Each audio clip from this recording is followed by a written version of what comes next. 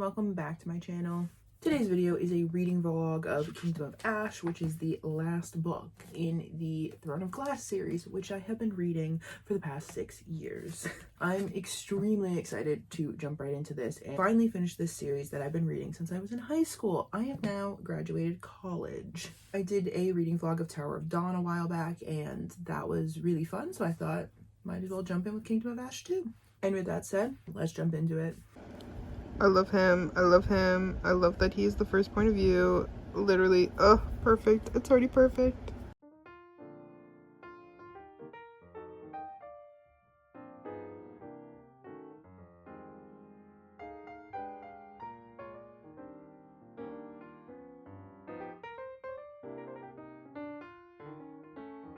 Honestly, I don't even really know what's going on. Do this whole backstory on like her bloodline, and I'm just like, I don't care. I'm literally reading. Rhiannon was her dearest friend, a sister to her.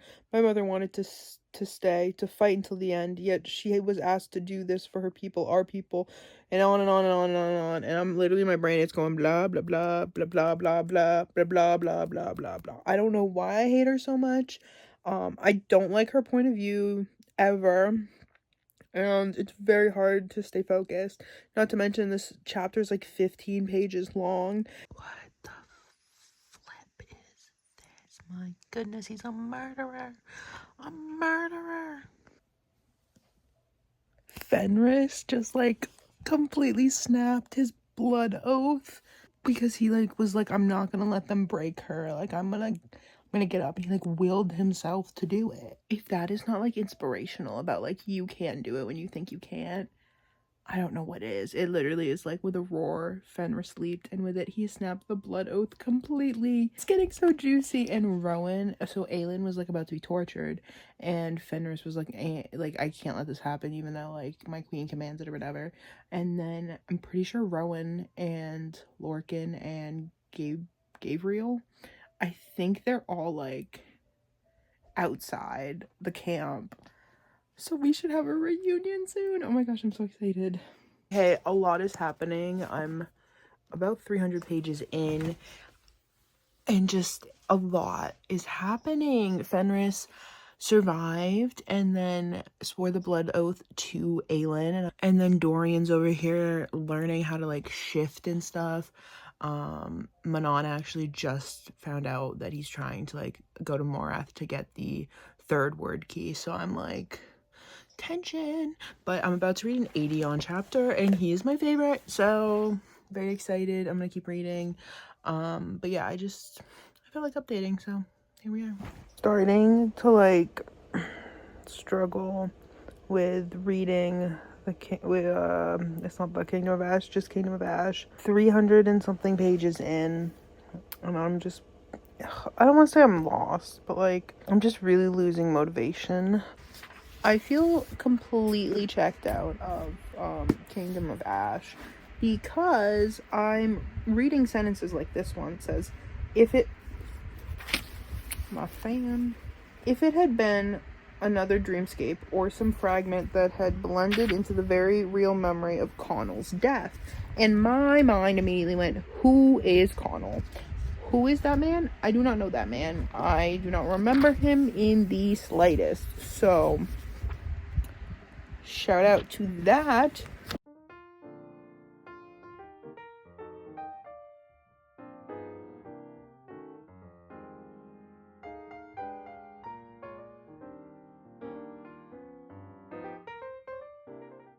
It's crazy to me how I'm like reading, right?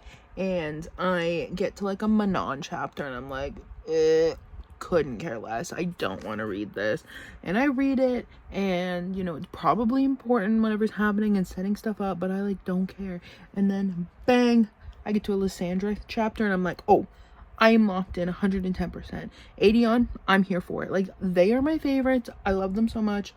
Even Lorcan and I think it's Elodie is how you say your name, or Elide. The two of them, also, I'm locked in 110% for their chapters. And I think those are the only 4 characters. Actually, no. Kale and Irene, I'm also here for. So I guess there's 6 characters I'm locked in for. Which is crazy because, like, when I'm reading it, it doesn't feel like I'm locked in for that many characters. But like there are just so many point of view characters, and I think just a lot of them I'm just like not interested in what they're doing. Like Manon, Dorian, even Aelin. I know she's she's like the middle of it. Like she is the thing, but like I just, when I get to her chapters, I'm so bored. Aedion was just stripped of his like command or whatever, because they all found out that Lysandra was pretending to be Aelin because she got injured. And then like he had all the healers healing her, and then she turned back into herself. So he just got stripped, right, of his like sword, of his title, of his command, whatever. And I just love that his response was, I don't give a shit. Let him have the sword and the army. I don't give a shit. Direct quote. Quote him. I love this man. He is my favorite. And now he doesn't give a shit. So excuse me. I'm gonna read a little bit. Flash of metal at his back. Lorcan whirled, sword rising, but too late. The Valg soldier's blade swept upward. Lorcan arched, bellowing as flesh tore along his spine. No armor. There had been no armor to fit them across their torsos.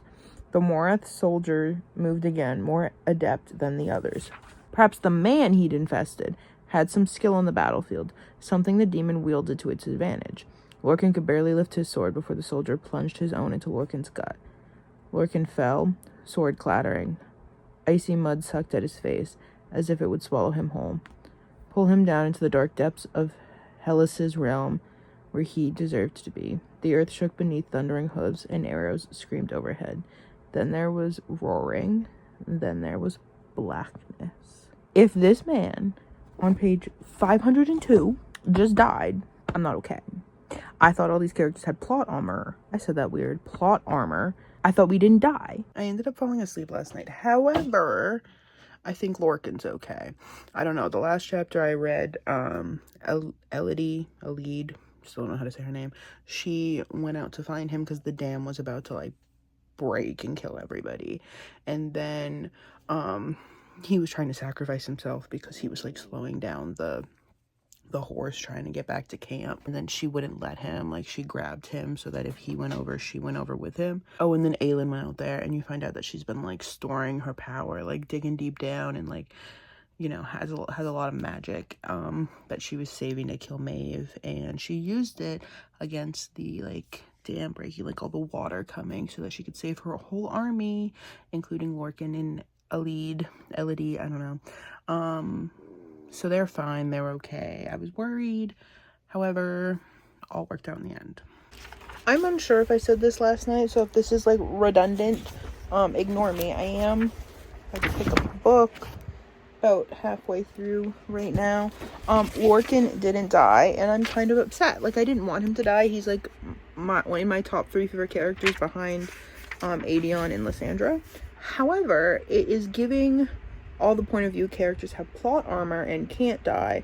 And when he tried to sacrifice himself off the horse, I didn't want him to die, but I was here for it because I was like, oh my gosh, this sacrifice is going to mean something, because everybody has been hating on him for his betrayal, and then here he is going to sacrifice his life and kind of like prove loyalty, or like, you know, save Elodie. I still don't know how to say her name. But then it didn't happen. Neither of them died. And because on the flip, if he, you know, chose to stay on the horse, which he did, to save her life, and then they both like got swept up in the tidal wave, or like the dam breaking, and died, same thing, but like different. Instead of him being like showing his loyalty, now he's taking down Elodie with him, and we can hate him more. You know, like there's dynamic shifting in the group of characters. Now I'm starting to believe that all of these characters have plot armor. It got to the part where Dorian was like spying on Erwan, I don't know, and Maeve being like, my people have abandoned me, I want to be on your side now. And then she totally called him out and was like, I know you're here. And then was like, you should work with me because, you know, Aelin doesn't really care about you because she hasn't come and found you. And she's willing to let you sacrifice yourself so that she doesn't have to sacrifice herself and like try to tear them apart, or whatever. And that's where I am. Thought it was interesting. I'm a little confused by the offer. I'm here for it, okay? Dorian chapters are getting entertaining again, and I like them. Dorian just found out that his father never truly like bowed down to Erewhon. Like, he had the collar on and everything, but like it wasn't his choice, and that's really sad. I'm confused. I'm not confused.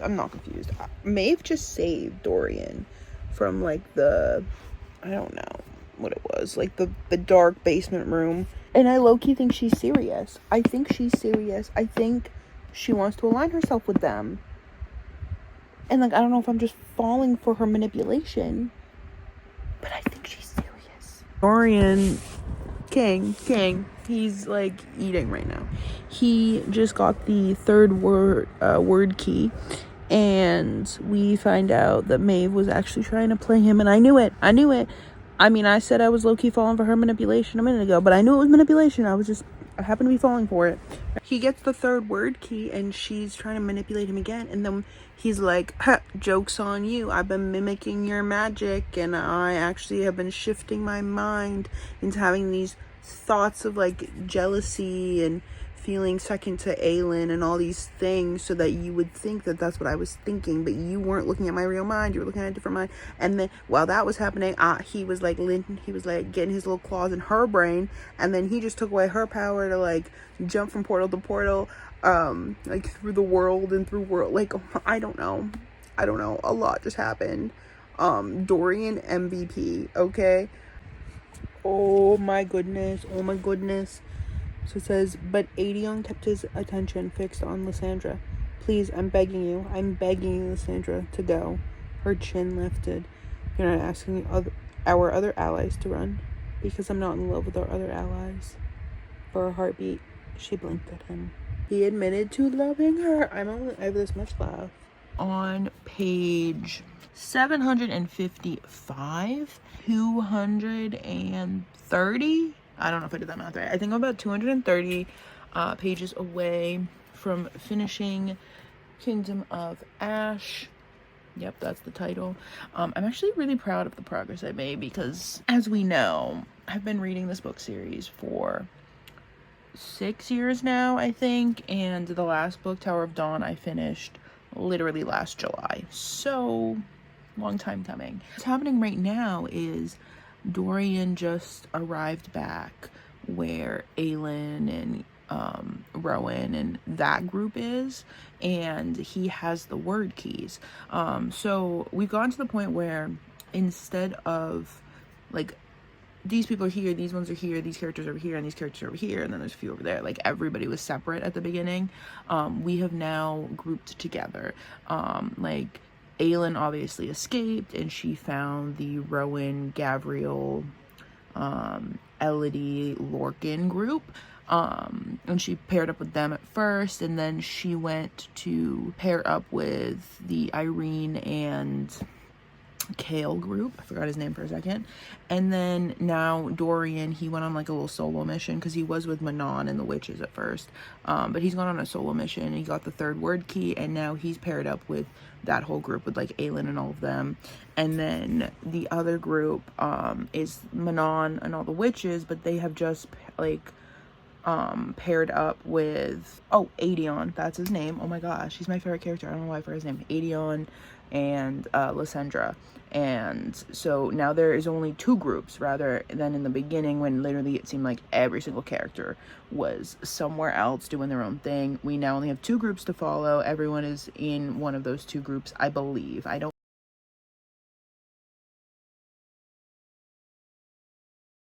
feel so like girly pop right now, like when the feet kicking in the background. I don't know. My mind is blown.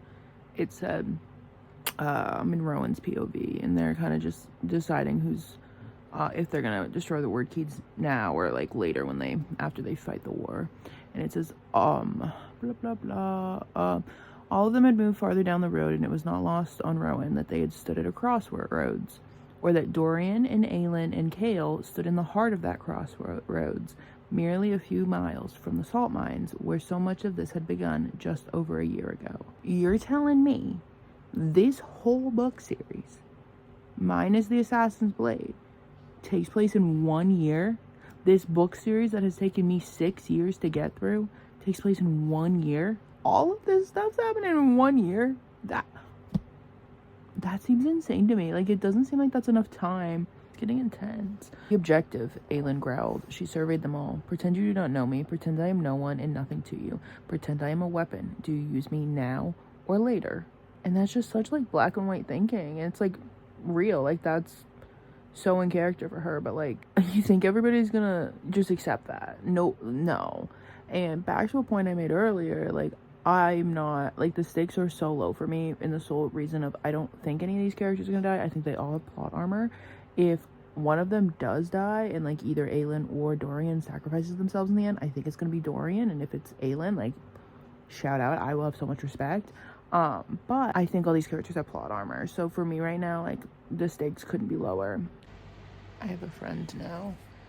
Yep, you're a cutie, aren't you? Oops. Say hi. They just voted, and Hussar, the princess, she voted to do it now. Dorian voted to do it now, and then when Rowan's turn to vote, he runs away. They're gonna do it. They're gonna do it. And someone's gonna sacrifice them. Blah blah blah. Someone's about to sacrifice themselves. Don't know who. Don't know if they're gonna have plot armor. Don't know if they're gonna actually die. But we will find out together. Oh my god, this is getting really cute. Rowan ends up kind of convincing Aelin that, like, she should forge the lock with Dorian, because when they used their powers together, it, like, was, like, crazy. And so they're gonna forge the lock together. And then at the end here, she asks him, do you want Kale to be there? And he thinks about saying no, but then he says yeah, because it says he thought about saying no, thought about sparing his friend from another goodbye, but there was such joy on Kale's face, such peace. But Dorian still said yes, because let's be so for real, this whole series started with the three of them, so the fact that it's going to end with the three of them is so poetic, and I hope it does end with the three of them, okay? Like, I don't need all these side characters. I don't need the bajillion characters in this book. I just need the three of them doing this together. And, well, I guess it's the four of them. The next chapter starts with the four of them strode in silence. So I guess Rowan's there too. He's fine. He's welcome, I guess. Wish it was just the three of them, but he's fine. Like, he can be there.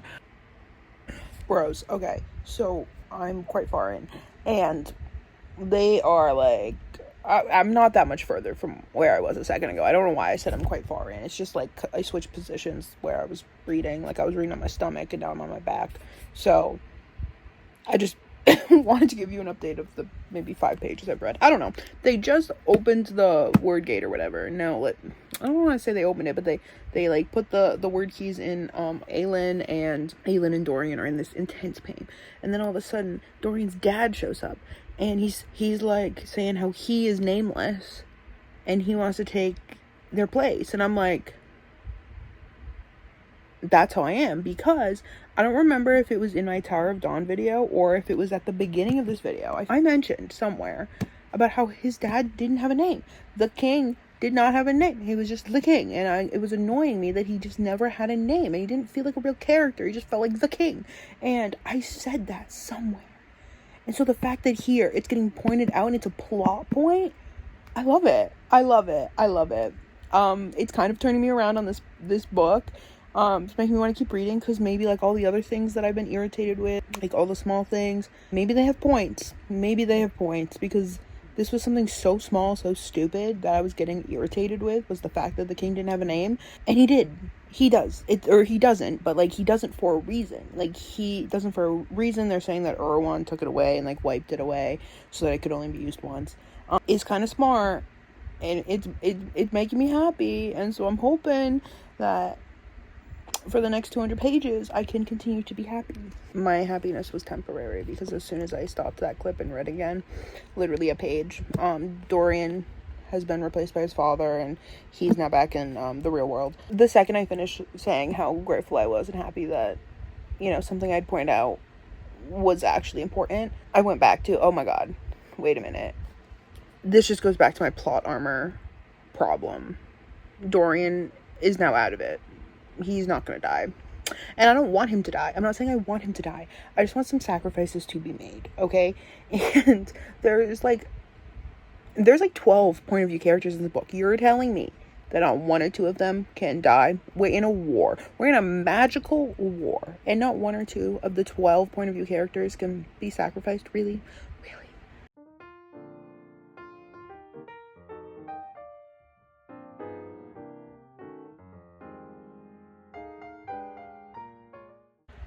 Well, all that, and now they're not taking Erewhon, and they just poofed Elena, so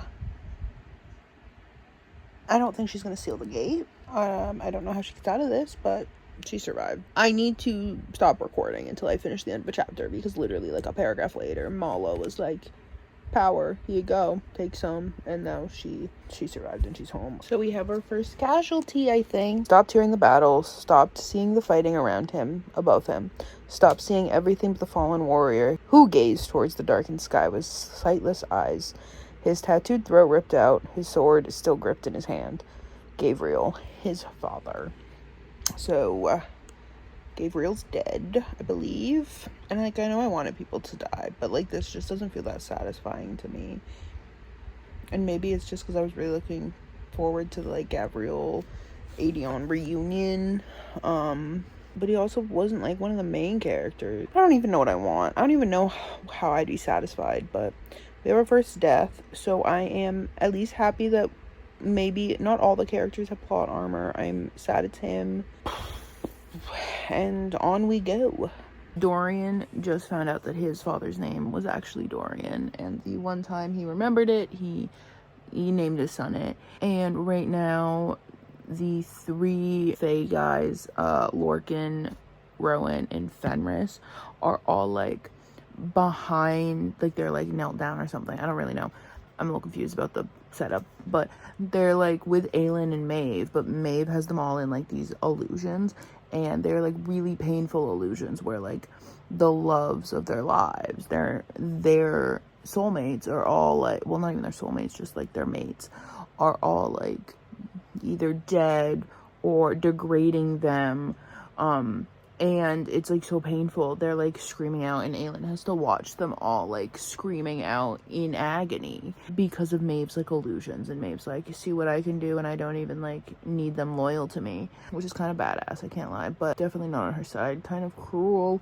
Also, Irene just killed Erewhon, I think. I'm like a little sus, like maybe he might come back, but I don't think so. Like, I'm pretty sure she did it good and he's good and dead, like disappeared, and then Dorian burned him too. And like, honestly, Dorian, Lysandra, and Irene, the dream team. Like, you wouldn't expect it because they're not all from the same like place. I don't even think I don't even know if they knew each other before they all got together. I'm pretty sure they never crossed paths, but they make a dream team. Like, that was intense. And now Erewhon's dead. Yay. Maeve's dead now. I thought it was really, I don't want to say cool. Cool's not the right word, but the way she was just like, her skin was described as chipping away like paint. I thought that was a really cool description. And so Aelin's the one that killed her, along with like the help of the other guys that were there. I thought it was kind of poetic that Aelin and Dorian were the two, like they were like the little groups. Like I said, there were other people there that helped, and like Irene is the one who ultimately like killed Erewhon, right? However, like Dorian gave his magic to her, like so that she'd be more powerful, you know what I mean? And so the fact that Dorian and Aelin are the two that like kill the two villains, I guess, it's kind of poetic, because like, what if they both died in the Wordgate thing? Then we'd be like, lost cause, and Erewhon and Maeve are just gonna live forever because they are kind of like the deciding factors in these two deaths. Whereas if they had indeed sacrificed themselves, died, one or both of them wouldn't have been able to kill these two villains. So I have about 40 pages left. I don't know what's gonna happen because I feel like everything kind of is wrapped up really nicely. The last chapter I just read, which was chapter 117, I feel like did a really good job of just like organically like wrapping up everything, because we get to see that the town is cheering and excited and like, you know, happy. But then you get to see how the war and the losses affected everybody. I'm not going to go into it again because I do think all these characters have plot armor, and it did bother me that none of the characters I would consider really, really important died, made a sacrifice, lost their life in a war. However, I'm gonna look past that for now. I do think it was really touching, the last chapter I just read, with everybody, or no, Elodie just asked Lorcan to marry her, and like that was really cute. Yeah, I don't know where we go from here, but there is 40 pages left, so I should finish it off tonight. But I'm not gonna say I'm like disappointed or like mad at it at all. I'll get into it in my official review, but like I actually think this is a really good ending to this series. Do I remember a lot of this series? No, I've been reading it for 6 years. A lot of it's out of my head. However, I do think that this book is wrapping up all of the loose ends really well, and I had fun with the series. I don't think I was ever fully invested. That's a lie. I was fully invested up until Queen of Shadows is kind of where I kind of got lost and out of it, and I wasn't really fully invested anymore. And whether that was a reading slump, whether it was just I was sick of the series, I don't know. I have a problem reading big long books. Tower of Dawn I really liked because it was a breath of fresh air. I'll get into this in my official review. I don't know why I'm saying it now, but I just think that this is a really solid wrapping up of all these stories. I'm just sick of reading this series. As long as I've been a reader, I've been reading this series because I was not a reader as a kid. Like I started reading in 2020, which was 6 years ago. Throne of Glass was one of the first 3 books I read. I think it was the second book I read. It was one of the first books I actually read and enjoyed and got me into reading. So I am grateful for this book series. I think it got a lot happened, and it got really big really quickly, and I wanted to read other things, and hence why this is taking me so long to finish. All that being said, again, I don't think this is a bad series, and I don't think this book is a bad wrap-up at all. I just think that I'm not emotionally invested like other people are, because other people care about the book more, are more invested, read it quicker, remembered everything. I'm rambling now, but I just wanted to say I do think that this is a really good wrapping up of the series so far. I'm excited to see the last 40 pages, but I'm also very excited to be done with this and have this series just like under my belt and read, because again, it's been so long. She's done. Next should be my official review, I guess. With that, we have finished Kingdom of Ash. That was a lot. That was a lot. That was a roller coaster of emotions, and it's finally done. I finally finished Throne of Glass, guys. I finally finished Throne of Glass. I think this series has been on reading TBRs that I've had since I started this channel, so I am so grateful to finally be done with it. Who knew that this 8-book series would completely destroy me, not only mentally, physically. I think that's it, yeah. But for real, I don't know why it took me so long to read this. But on to the review. I made some of these points while I was vlogging, so I apologize if this is a little repetitive, but these are just my cool, calm, collected thoughts of Kingdom of Ash. Starting off with, I thought this was a great way to wrap up all the storylines. I think that she has built up to this ending for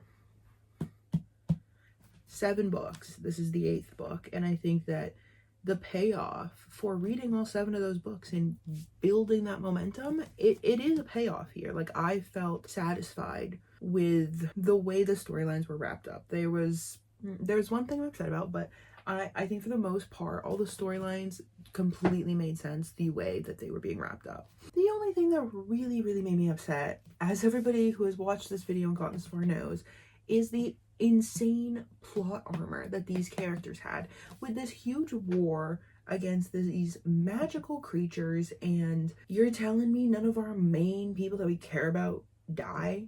Like, nobody sacrifices themselves. And I do know that there were sacrifices, it's just those people never ended up dying. They ended up getting out of those sacrifices. Dorian got out of his sacrifice, Aelin got out of her sacrifice, even like Irene probably would have died killing Erewhon, but then Dorian showed up to give her some power so that she could survive. Irene died, then Kale would have died because they have that like life tether. Like there were just so many little things like that where I was like, why is nobody dying? And I understand plot armor, and I understand this is like a YA book series, so like maybe I was like looking for too much. But like if the best deaths you can give me are Gabriel, who I didn't really care all that much about, you can't tell me Gabriel is the biggest sacrifice you can make here. Gabriel in the 13, like I mean, like, I was never a fan of the 13 or any of the witches, to be honest. And I know that their death really touched Manon in the end. I always want to say Manon, but Manon. I didn't care about the 13, respectfully. And I also didn't care that much about Gabriel because I wished his death had led to other characters dying. Like, a Dorian, a Kale, an Aelin, an Elodie, Lorcan, Aedion, Lysandra. Like, obviously I love a lot of these characters, but I think that their deaths would have meant so much more than Gabriel in the 13. I'm not gonna harp on that too long because you guys all know I was very mad while reading it, but I think that this leads to a second point, is that the plot twist, especially towards the end of this book, did not shock me due to the fact that I knew that there were no stakes. Because although in the book I'm being told there are stakes, I'm being told that Aelin and Dorian are going to open this word gate and they're both sacrificing themselves or they're both living, depending on if they are powerful enough. Like, and then we see that Aelin kind of pushes him back because his dad shows up, and we think Aelin's going to sacrifice herself there. For me, I was like, no, she's not. No, she's not. Still got 200 pages left of the book. She's not sacrificing anything. And I felt like all of the plot twists felt like that to me. Like, even Irene, when she not attacks, but like starts to fight Erewhon in his mind to, like, you know, healing and all that. I feel like that's a moment where the stakes were raised in the story. Like, oh my gosh, she could deplete her power and then she could die, or maybe he's gonna overpower her. But like, I knew it wouldn't happen. Like, I knew she was gonna make it out of it like just fine, because there's no way that her baby that she's carrying, and Kale were all gonna die in an instant like that. Like, it just wasn't happening. And therefore the stakes, although they were raised in the story, I knew that they actually weren't raised. I knew everybody was making it out just fine. I was like begging to be proved wrong. Like, I really wanted, even like my favorite characters, I would have been okay sacrificing in the right scene, the right moment, because then that meant that the stakes actually meant something. In this book, I felt like the stakes meant nothing. I'm not gonna harp on it. That's all I got. This book is 980 pages. 980 pages, okay? Was it that serious? No. Was it necessary? No. There are a lot of scenes in here that just feel like filler, just so that you can see the characters. Felt like a lot of the scenes were filler just to see, like, oh, this is the update with Manon and the witches. Now let's fly back to where the action's actually happening with Aelin stuck in a coffin. Cut down. I think that this book could have been 600 pages max. There are so many point of view characters, which is another thing that really bothered me. Like, some characters don't need a point of view.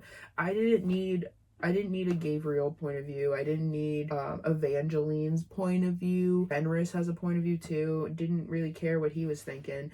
Nesrin is like my biggest disappointment, because even in Tower of Dawn, she was the one point of view character I didn't care about when I was reading her. And she's getting point of views in here, and I'm like, I don't care, Nesrin. Like, I kind of forgot you existed, because she gets maybe 10 throughout the whole book, if that. But she would just pop up, and I'd be like, why are we with you? And we learn nothing. We don't do anything. And it just felt very like, what are we doing here? We did not need to hear from all of these people, especially when this series started and it was one point of view. It was Selena's point of view, and that was it. And so to find out that we end up with like at least 15 maybe point of view characters, it's just like, what was the point? Like, was it that necessary? No, I don't think it was. I don't think it was needed. Last thing, I should have looked it up before I started filming this, but I didn't. Actually, let me look it up right now. Okay.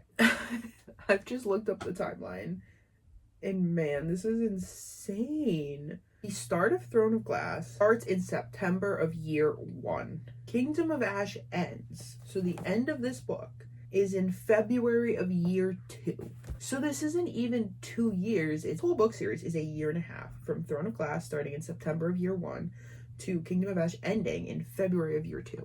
I have a problem with that. You're telling me Aelin was an enslaved person who gets in this tournament and then has a relationship with both Dorian and Kale, because if we remember, it was like a love triangle at the beginning, becoming the king's assassin and then going out to like do her little side quest, and then she realizes, well, not realizes, but we realize she's like this fake queen, and she starts training with what's his face, Rowan, and then all of these other things. Like, it doesn't make much sense to me. If you told me the entirety of this book was a year and a half, I believe you. I just don't see how the whole series is a year and a half, because to me, even like Aelin training should take months. I don't know why this has really bothered me, but it is very much bothering me, and it's something I will like not live down to avoid me just like spiraling, because like that makes no sense that all of this was a year and a half.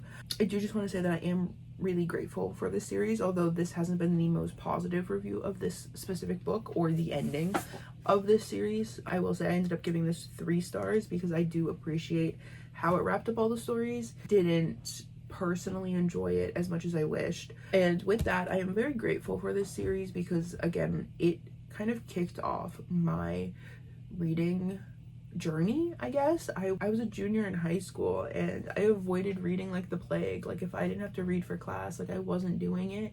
There was a class assignment where I had to read The Kite Runner, and I ended up loving it. That's a phenomenal book, and it opened my eyes and it made me say, oh my gosh, reading can be really fun. So then I go on TikTok, and it's 2020, so I had nothing better to do, so I go on TikTok and I end up looking at the books that people are recommending on there. I pick up Throne of Glass, and I picked up Song of Achilles.